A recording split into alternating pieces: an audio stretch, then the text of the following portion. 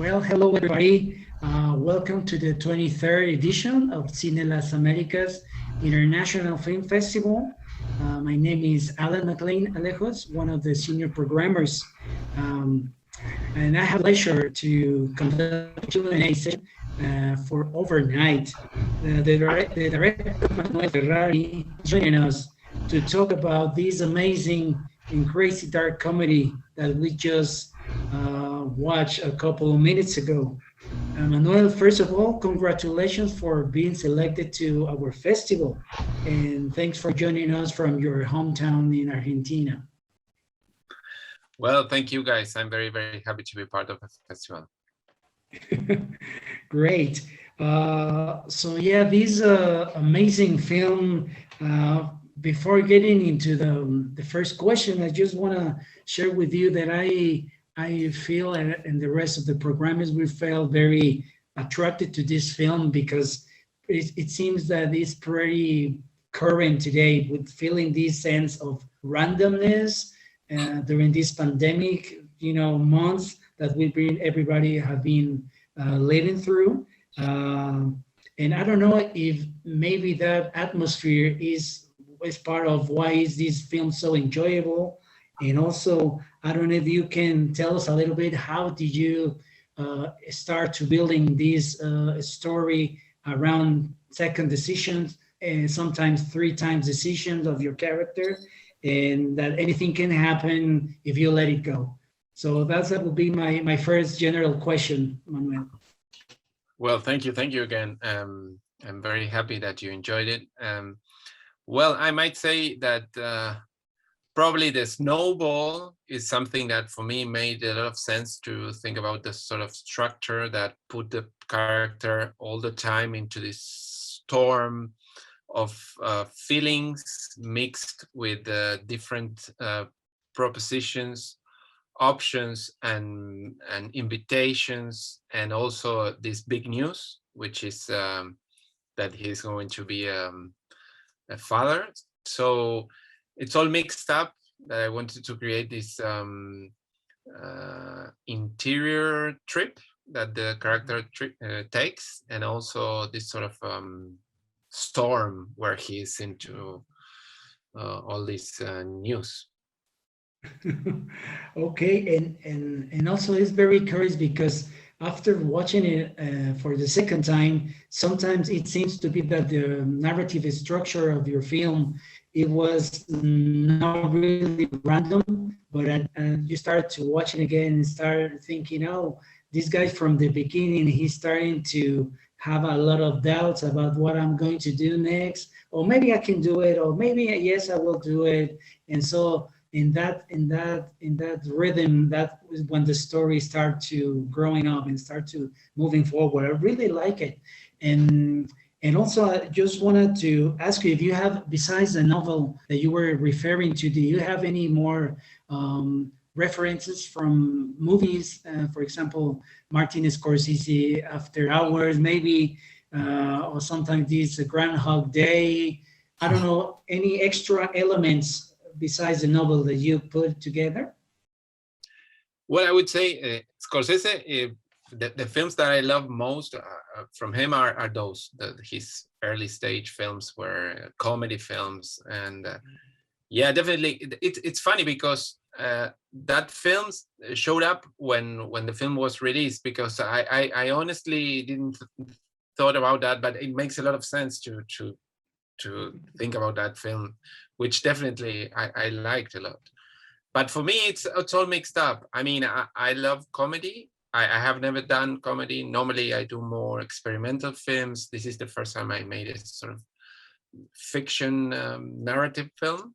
And I mean, I could say Peter Bogdanovich or Howard Hawks or even Noah Baumbach, or those kind of films for me are inspiring at some point. But at the same time, I wanted to be as much. I had to have distance from my main sources or my main references. So I wanted to create something which is not quite usual in Argentina, to make a comedy, which is not the most typical comedy probably very cliche, obvious type where you can see. So I wanted to make this sort of this sort of dramedy in some way, but at the same time I wanted to create this character which of course is all the time questioning himself and making the audience question himself, and even trying to push him to take a decision, but at the same time hating him a little bit, but also feeling a little bit of empathy, but also feeling sorry for him. So I wanted to create all that mixed up. Okay, yeah, definitely. We can have this feeling throughout the whole movie when we're rooting for Ignacio. Maybe, why he didn't go that way. Anyways, so and what about these? The product? Can you tell us a little bit about the pre-production process? How do you cast this Sebastian Braham? As I understand, he's also director as well. And this great actress, Manuela Martinelli. So how was the process before you started to create all the production? Can you share a little bit with us? Yeah, definitely. Esteban Menis, which is the main character, and also Sebastian Bram, which is his friend, and also, I don't know, his new friend in Chile, which is Manuela Martelli. They are all, the three of them, directors as well as being actors. And first, when I decided to create this movie, I wanted to have this because I have never worked. Although I made a first fiction film, it was much more experimental. So this was the moment when I needed to trust a lot of in my actors. So I wanted to have this sort of dialogue, which was not only telling them what to do, like giving them instructions. So I wanted to have this sort of dialogue where I can also explain them that I was going to be very, very into the camera and the mise-en-scène in general, that I wanted to, but also I needed them to be very, very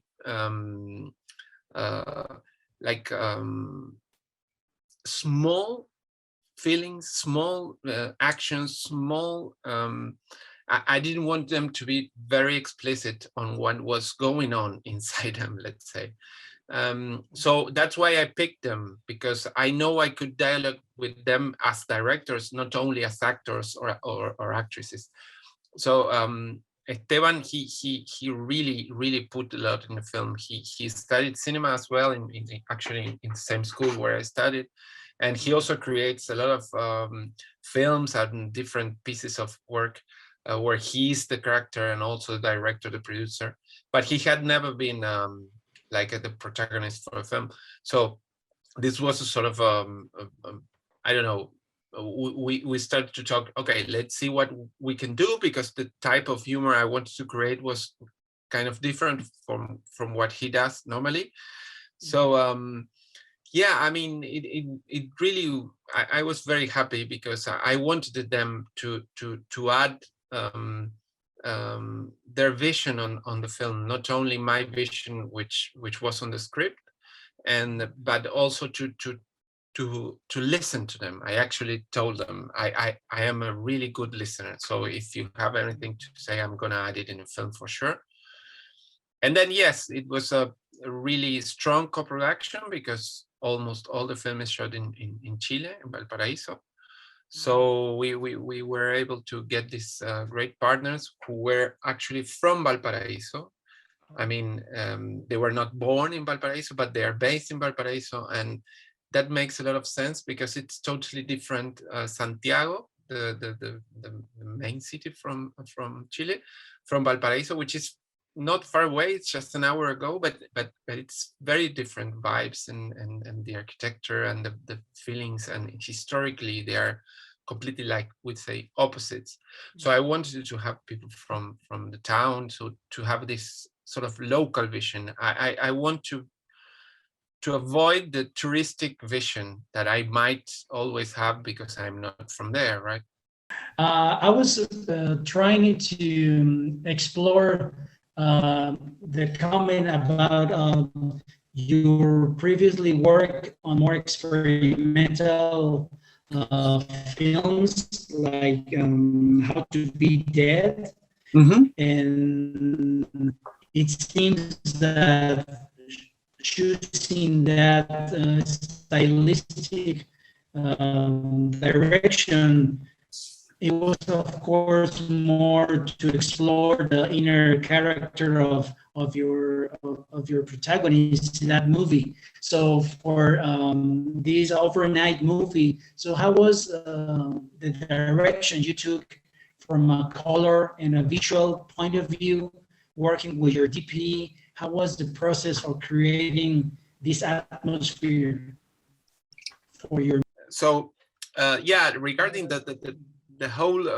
image, or I would say mise-en-scène in general, yeah, I worked almost with the DOP was the same guy, the sound guy was the same person in charge from my first film, which was shot like 15 years ago.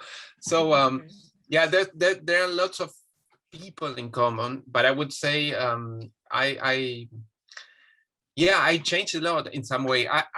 I never wanted to become just only one sort of filmmaker. So I really love doing short films, medium length films, feature films when I'm able to, because it's not easy to get the funds to get the whole production in place, which for me, this was a really huge production because it means going abroad and shoot with lots of different I don't know, extras and many different places where the film was shot. So indeed, it was, for me, it was quite the same things in common, because all my films, even from my film before, How to Be Dead, they are all very related to a very specific place. In How to Be Dead, it was the downtown in Buenos Aires, which is an area which is like in somehow yeah, old in some way. It's not used as it was meant to, like the old cinemas are where there were supposed to be. Many cinemas nowadays are closed and they become something else, but still you could feel in the air there's something there. Then the next my next films were, one of them was about a specific place where I was living in Germany, which was called Solitude. Then the next film I made has to do with a very specific trip that a character made to Germany, in Berlinale. And then now here, which is an architect, which is of course connected specifically to this place.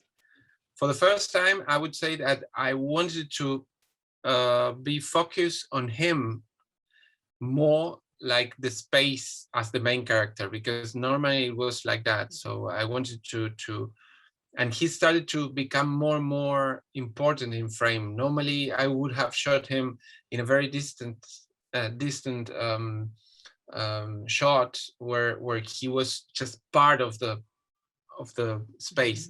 Now I made more, I would say, smaller shots where he's more present there, like if I may say. So the characters become more important in this film for me than the space itself, but in some way or another it was all part of my own obsessions about specific places. In this case it's Valparaíso, for sure, this city which is so special in Chile. Yeah, actually I might say that the script continued quite some time. So we decided to cut it there because we felt this sort of completely open and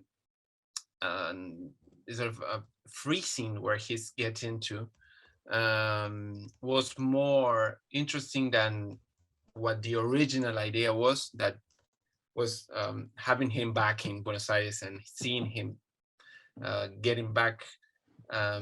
So it was kind of a final joke where he goes and meets his partner, and she's working at her restaurant, which is opening the restaurant. So she's really into her stuff, and in the end, he arrives there and he tells his father-in-law that he didn't want to work with him anymore, but that he wants to focus on his new book.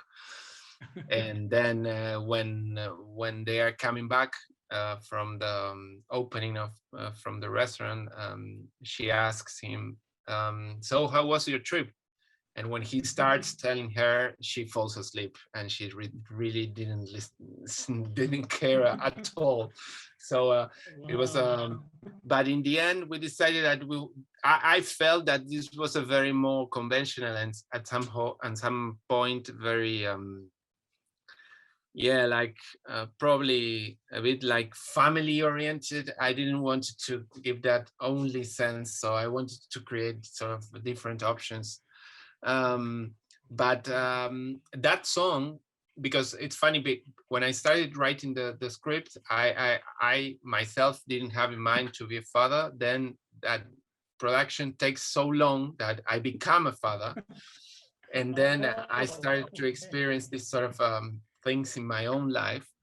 And Maria Elena Walsh, which is the author from this last song, and one of the, in the lyrics, she says, La polilla como el lana de la noche a la mañana, which is the name of the film.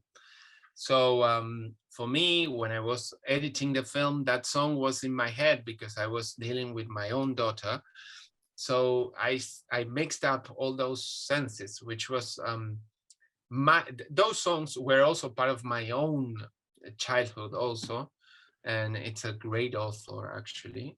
And then I had the feeling that this could also talk about the fact that he's going to start listening to that song probably soon because he's going to become a father.